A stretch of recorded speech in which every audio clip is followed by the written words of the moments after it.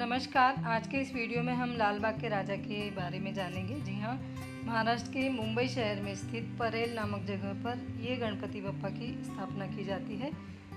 क्यों की जाती है, किनके द्वारा की गई है और कौन से सन में की गई है, इन सभी बातों की जानकारी इस वीडियो में हम देखेंगे और गणपति मंडल द्वारा किए गए सामाजिक कार्यों पर भी हम नज़र डालेंगे।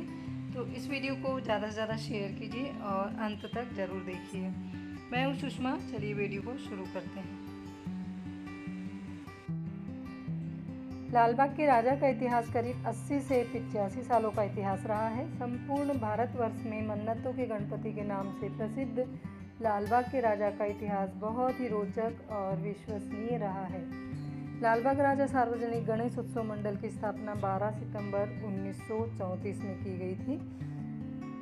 फिलहाल जिस स्थान पर लाल बाग मार्केट है वहाँ पर स्थायी रूप से मार्केट के लिए स्थान मिले, इसी उद्देश्य से कोली बांधवों और यहाँ के स्थानिक व्यापारियों ने गणपति बप्पा से मन्नत मांगी और उनकी मन्नत पूर्ण भी हुई। तभी से कोली बांधव और स्थानिक व्यापारियों ने गणेश उत्सव मंडल की स्थापना की।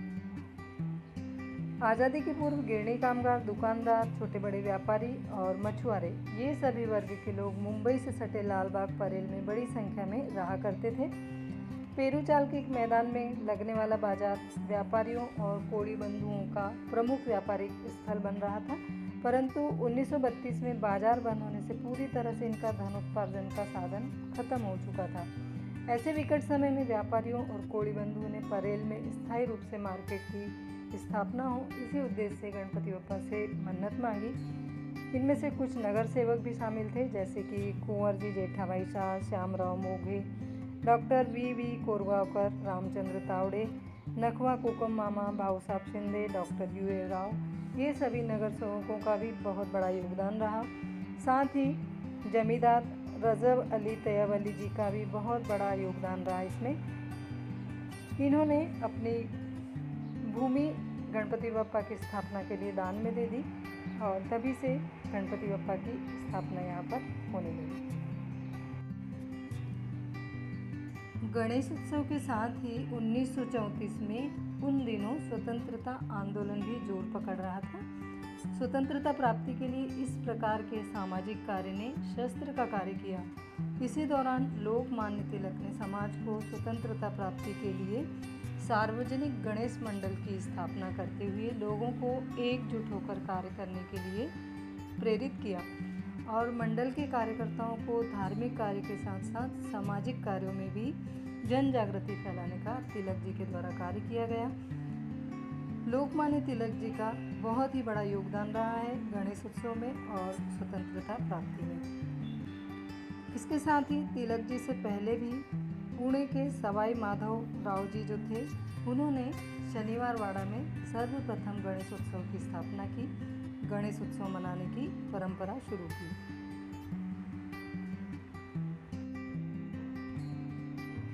अभी तक हमने जाना लाल बाग के राजा का इतिहास और स्वतंत्रता आंदोलन में गणेश उत्सव का महत्व। अब हम जानेंगे लाल बाग के राजा की मूर्ति के बारे में और अधिक जानकारी।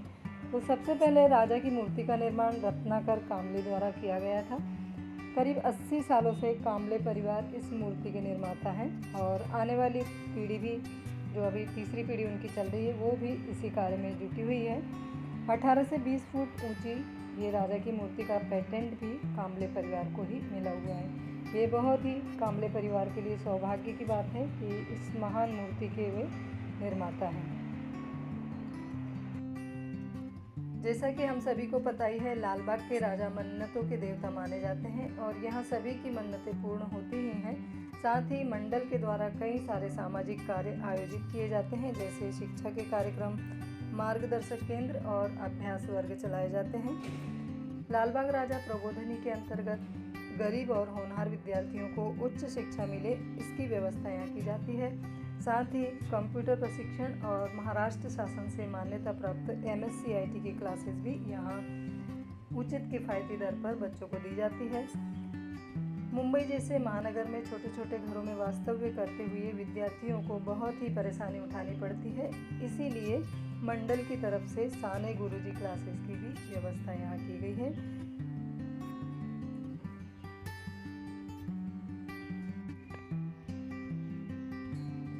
मंडल के द्वारा प्रमुख लेखक व उनकी उत्तम साहित्य कृति और उत्तम पुस्तकें उपलब्ध कराने के उद्देश्य से वीर सावरकर ग्रंथालय की स्थापना की गई है। इसके अंतर्गत इन विषयों पर आपको उत्तम पुस्तकें भी उपलब्ध कराई जाती हैं। साथ ही योग शिविर और IAS IPS प्रशिक्षण शिविर भी यहाँ आयोजित किए जाते हैं।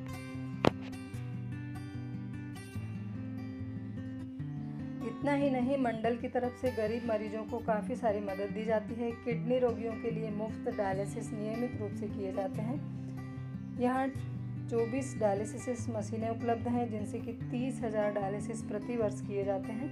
डायलिसिस उपचार काफ़ी महंगा होता है, इसीलिए इस मंडल की तरफ से नाम मात्र शुल्क लेकर उचित इलाज गरीब मरीजों को किया जाता है। समय समय पर यहाँ रक्तदान शिविर और मोतियाबिंद के ऑपरेशन भी मुफ्त में किए जाते हैं। ये थी जानकारी लाल बाग के राजा सेवा मंडल की सामाजिक कार्यों की जानकारी। साथ ही यह मंडल समय अनुसार काफ़ी सारे बदलाव करते रहता है। पिछले कुछ वर्षों से यहाँ भक्तों की संख्या बढ़ने की वजह से भक्तों की सुरक्षा और सुविधा का ख्याल भी कार्यकर्ताओं के द्वारा ही किया जाता है। यदि आप लाल बाग के दरबार में पहुंचना चाहते हैं तो परेल और दादर से लाल बाग के लिए बस मिलती है। यहाँ से आप टैक्सी या ओला भी कर सकते हैं।